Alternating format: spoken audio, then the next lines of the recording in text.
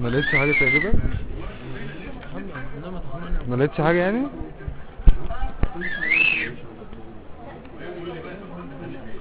ايه؟ اصبر يا محمد.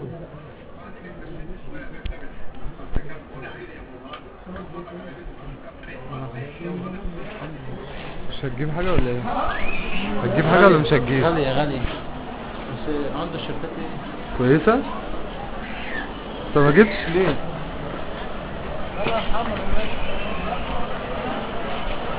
الساعة 12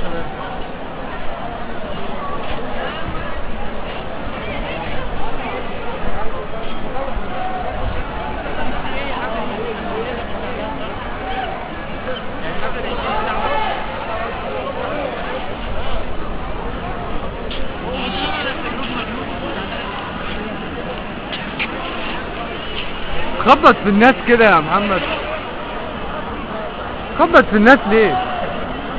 خبط في الناس ليه حضرتك؟ تصدق بالله قول لاخوك لا لا لو محمد لا. شافك هيخنقك عشان خاطر الواقف ده اللي طلعت جيت ابونا بيه.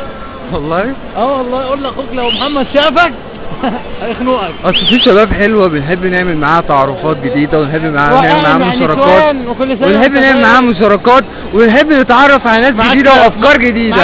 يا ترى حضرتك ولا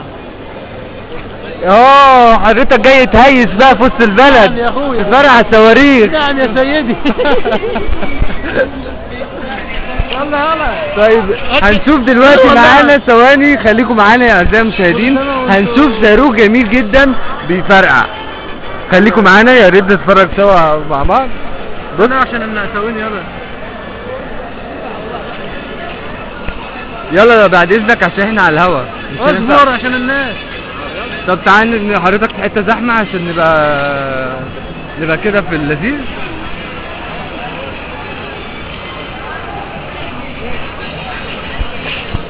انا مش عارف حضرتك مستني ايه لغايه دلوقتي. يلا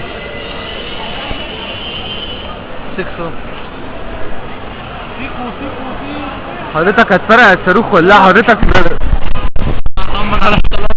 اوعى يا والله يخرب بيت امك.